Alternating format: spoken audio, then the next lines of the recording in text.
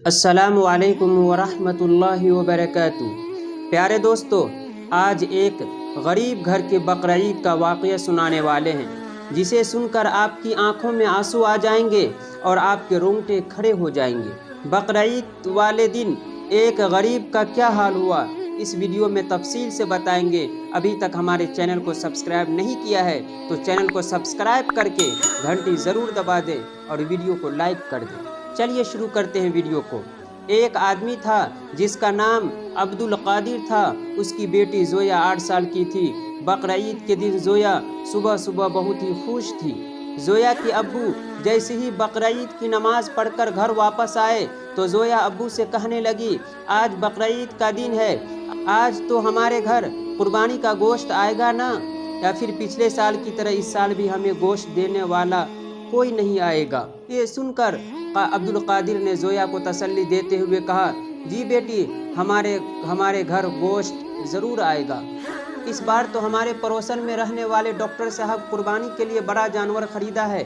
शरीफ भाई और सामने वाला मास्टर साहब भी बकरा लेकर आए हैं। उनके घर से हमारे घर पर ज़रूर कुर्बानी का गोश्त आएगा। सब्र करो मेरी बच्ची, गोश्त ज़रूर आएगा। फिर कुर्बानी का गोश्त होता ही हमारे लिए। और आज इमाम साहब ईदगाह पर यही बयान कर रहे थे कि कुर्बानी के गोश्त के 3 हिस्से होते हैं। उनमें से एक हिस्सा गरीब और मिस्कीनों का होता है।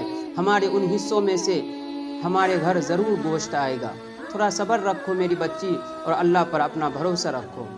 दोस्तों, बकरा ईद का पूरा दिन गुजरता रहा, लेकिन अब्दुल कादिर साहब के यहाँ कोई गोश्त लेकर नहीं आया।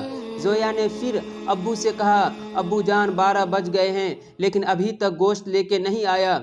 लेकिन अब्दुल कादिर ने कहा, मेरी बच्ची थोड़ा सब्र से काम लो, अभी तो हमारे पड़ोसियों ने जानवर ज़बह किया होगा, अभी तो अपना हिस्सा बना रहे होंगे, जब वो काम से फारिग होंगे तो हमारे घर ज़रूर गोश्त भेजेगा। ये सुनकर जोया ने कहा, अब्बू जान, हम गरीबों को तो साल में एक ही बार जी भर कर गोश्त खाने को मिलता है, यानी मालदार लोग तो साल भर आए दिन गोश्त खाते रहते हैं। जोया की अम्मी जब ये बात सुनी तो गुस्सा आ गया और कही, क्यों बार बार अब्बू को परेशान कर रही हो? तुम्हारे सवाल सुन सुनकर अब्बू कितना मायूस हो गए हैं। प्यार से कहने लगी, बेटी, मैंने टमाटर, लहसुन, प्याज काट कर रख दिए हैं, जैसे ही हमारे घर गोश्त आता है तो मैं फ़ौरन पका कर दूंगी, ज़रा सब्र करो मेरी बच्ची। दोस्तों, ऐसे ही दिन गुजरता गया लेकिन कोई गोश्त लेकर नहीं आया। अब तो जोया के घर वालों का सब्र टूटने लगा था। दोपहर के 2 बज चुके थे लेकिन अभी तक हमारे घर पर कोई भी कुर्बानी का गोश्त लेकर नहीं आया है। लगता है पिछले साल की तरह इस साल भी हमें कुर्बानी का गोश्त नसीब नहीं होगा। ये कहकर बच्ची रोने लगती है।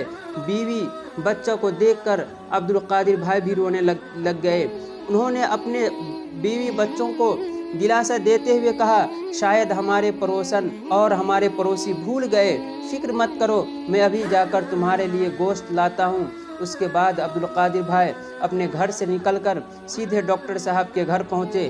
दरवाज़ा खटखटाया तो अंदर से डॉक्टर साहब बाहर निकले। अब्दुल कादिर भाई ने कहा, आपके यहाँ कुर्बानी हुई है, मैं आपका पड़ोसी हूँ, क्या मुझे थोड़ा सा कुर्बानी का गोश्त मिल सकता है?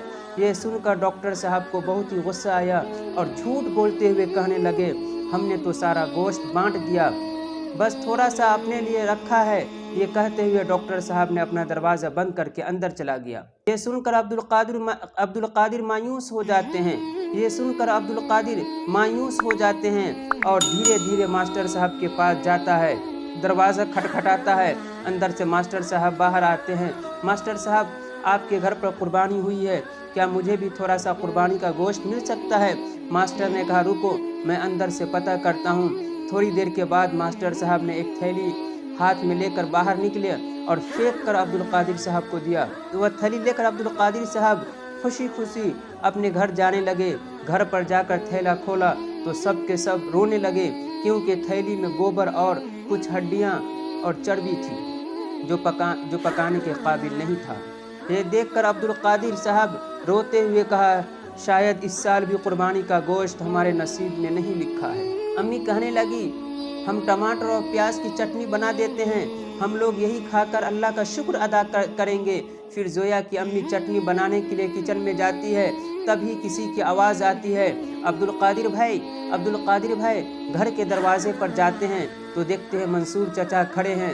मंसूर साहब कहने लगे, ये गोश्त लीजिए और पका कर खाइए और खुशी खुशी ईद मनाइए। दोस्तों, इतना सारा गोश्त देखकर अब्दुल कादिर साहब के घर में खुशी लौट आई और अल्लाह का शुक्र अदा किया। जोया की अम्मी गोश्त पकाकर सब लोग जी भर के खाया और अल्लाह का शुक्र अदा किया। तभी एक तूफ़ान आ गया। तूफ़ान की वजह से उस शहर की 2 दिन के लिए बिजली चली गई, लाइट नहीं आई। उसके अगले दिन देखा कि डॉक्टर साहब और मास्टर साहब सारा गोश्त घर से बाहर फेंक रहे थे। बिजली न आने की वजह से फ्रिज बंद हो गए थे और उसका सारा गोश्त खराब हो चुका था। कुत्ते उस पर झपटा मार रहे थे। जोया ने अपने अब्बू से कहा, क्या कुर्बानी का गोश्त कुत्ते के खाने के लिए होता है? ये सुनकर डॉक्टर साहब और मास्टर साहब की आंखें शर्म से झुक गई। दोस्तों, कहाँ चली गई वह उम्मत? यही उम्मत के गरीब के लिए नबी पाक सल्लल्लाहु अलैहि वसल्लम ने अपने पेट पर पत्थर बांधा था। दोस्तों, कुर्बानी देना कमाल नहीं है, बल्कि कमाल ये है कि आपके गोश्त से किसी का पेट भर जाए। आपके अंदर इखलास है या नहीं है? कहीं ऐसा तो नहीं कि कुर्बानी दिखावे और गोश्त खाने के लिए किए हैं। याद रखिए दोस्त, ये कहानी और किस्से नहीं है, बल्कि आज की हकीकत है। न जाने कितने ऐसे गरीब घर हैं जो कुर्बानी के गोश्त नहीं पाते हैं। न जाने कितनी ऐसी माएँ हैं जिनकी आंखें बकरीद के दिन आंसुओं से तर हो जाती है। न जाने कितने यतीम बच्चे ऐसे हैं जो कुर्बानी के दिन इंतज़ार में रहता है कि कहीं से 2-4 बूटी गोश्त मिल जाए, लेकिन अपने गरीबी की वजह से और अमीरों की बख़्ल और कंजूसी की वजह से कुर्बानी के दिन भी वह गोश्त खाने से महरूम रहते हैं। अल्लाह ताला कुर्बानी करने वाले को अक्ल सलीम अता फ़रमाए और अपने घर वालों के साथ साथ गरीब गुरबा का भी ख्याल रखने और उन तक कुर्बानी का गोश्त पहुंचाकर उनका हक़ अदा करने की तौफ़ीक अता फ़रमाए, आमीन। नबी करीम सल्लल्लाहु अलैहि वसल्लम ने फ़रमाया, वह मोमिन नहीं हो सकता जो पेट भर कर खाना खाए और उसका पड़ोसी भूखा हो। इसलिए खालिस नीयत के साथ अल्लाह के लिए, अल्लाह की खुशनुदी के लिए, अल्लाह को राज़ी करने के लिए कुर्बानी करें और गोश्त को ज़्यादा से ज़्यादा गुरबा और मसाकीन में तक़सीम करें। हमारे मजलिस दुरूद शरीफ और मजलिस दुआ में शामिल होने के लिए वीडियो को लाइक करके कमेंट में अपना नाम लिखें।